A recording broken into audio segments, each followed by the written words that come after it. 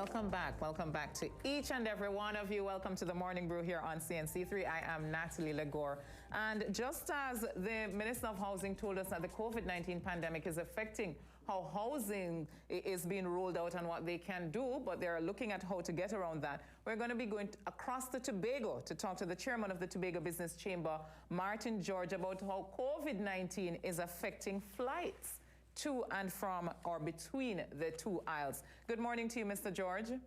Hi, good morning to you, Natalie. It's a pleasure to be here, and good morning, Trinidad and Tobago. Right. So, funny enough, earlier this week, I think it would have been on Monday, I spoke to Christopher James, and he was saying to me that while the hotels are there and people are actually booking, the reality is that bookings are being canceled because the flights are just so limited. And especially with just 3 flights each way at 50% capacity, things are not looking good. So what can you tell us? Has anything improved? Well, no, not at all, Natalie. And we are actually hoping that the Prime Minister will address this when he speaks to the nation on Saturday, because it is clear that this is not working. And there's actually no logical reason when you consider it, because if it is that we were saying that you are doing reduced capacity on the flights, then run all the flights. You have the planes parked up, not being used. You have to still keep maintaining them, paying mechanics, paying staff to do routine checks on them, because you always have to keep up with your international certifications. So what's the point of having the planes there, having them idle? You have staff that are being laid off, pilots, flight attendants, out of jobs on reduced salaries. Why not put all of them to use, let them run the flights, run a full complement of flights throughout the day? Every Trinidadian will want to come to Tobago for a little vacation if they know that they have easy access to flights. So therefore, I'm not understanding the logic of the reduced number of flights.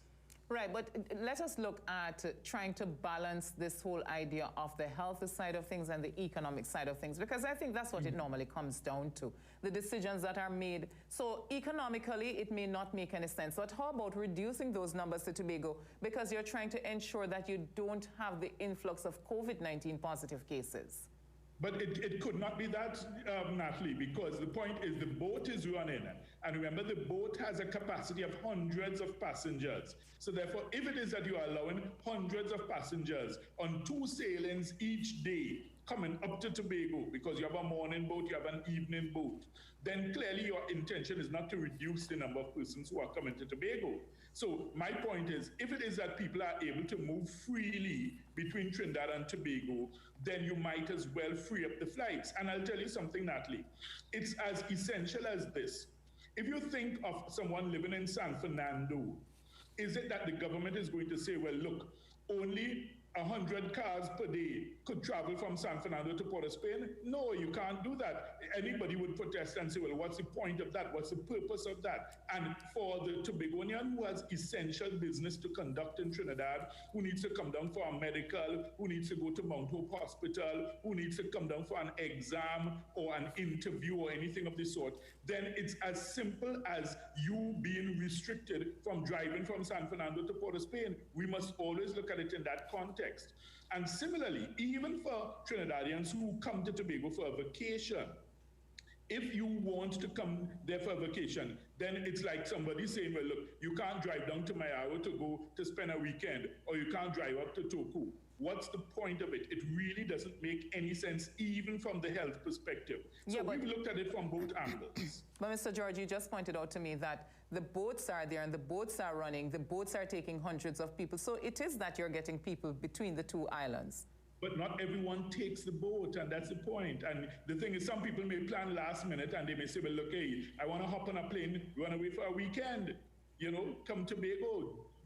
A family may want to come up, or maybe a couple may want to come up. So the point is, the boat is there, but not everyone utilizes the boat. So therefore, why not allow persons the option? There's no health reason that I have seen advanced for that. I agree with keeping the spatial distance and maintaining the social distance on the plane. So therefore, you go at the half capacity. There's no problem with that.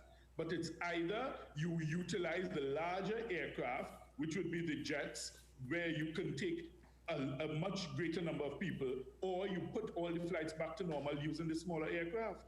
And what if the government decides to get those flights going, as you said, right throughout the day at 50% capacity as it is now, and we end up with spikes in cases in Tobago? What would be your response? All right, so Natalie, the point is, I'll tell you this, we need to understand something about COVID-19.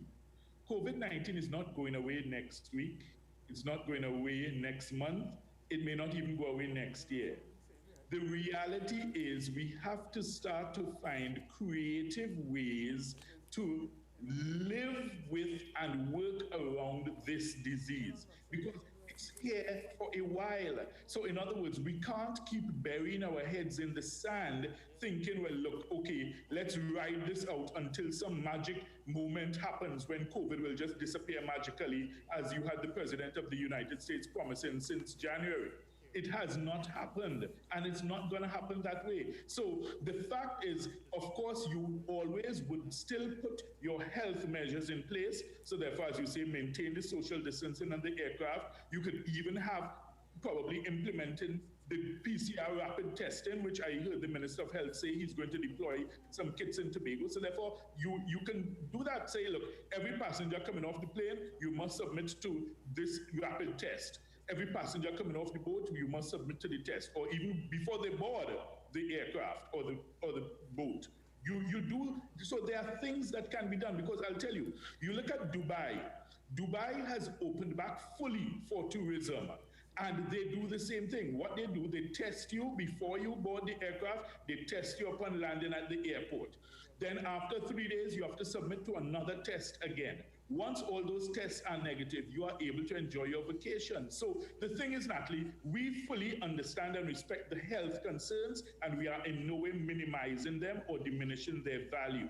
But right. We are saying that notwithstanding that, let's find a way to get some common ground, some middle ground, so that both aspects can be satisfied. And I have seen people try to get those common grounds, and I have seen a lot of countries reopen, especially in Europe, and have to roll back the measures just the same. And I think that's what this government is trying to avoid. The government has literally told us we cannot afford another lockdown. So let us slowly come out of the restrictions. So why not keep the balance as it is now?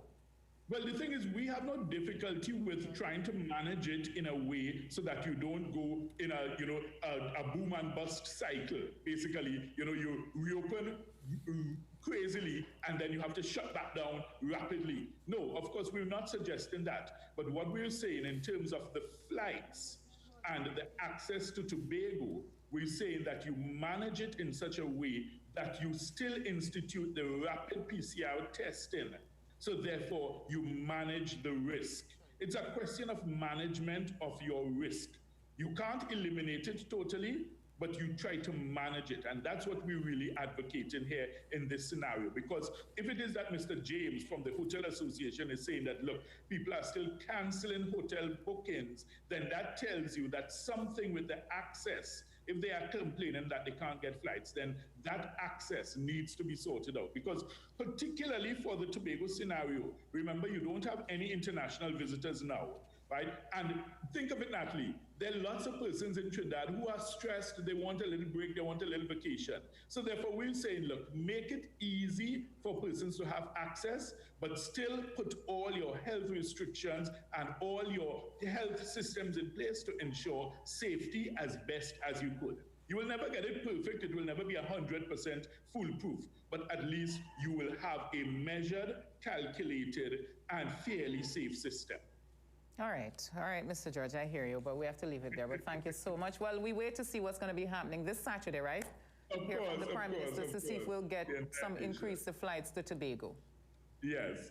All right, thank you so much. Martin George there, the president of the Tobago Business Chamber, speaking to me about the flights to Tobago. And he's saying maintain your 50% capacity, no problems with the social distancing, but increase the flights, because what's the point of just having 3 flights per day if you have the boats that are running 2 trips per day with hundreds of people on it? Legitimate, right? Well, let's see how the Prime Minister responds to that this Saturday, if we'll get any increase in flights to Tobago, and so we can get some hotels in Tobago having some visitors. When we spoke to Chris James, he says we're almost at 0 capacity, because even though people are booking, they have to be canceling because they can't get any flights. So it doesn't make any sense if people really want to take that vacation and they're not able to move between the islands. But, as I said, I understand the coming slowly out of the restrictions and watching the numbers. We take a break and we'll be back.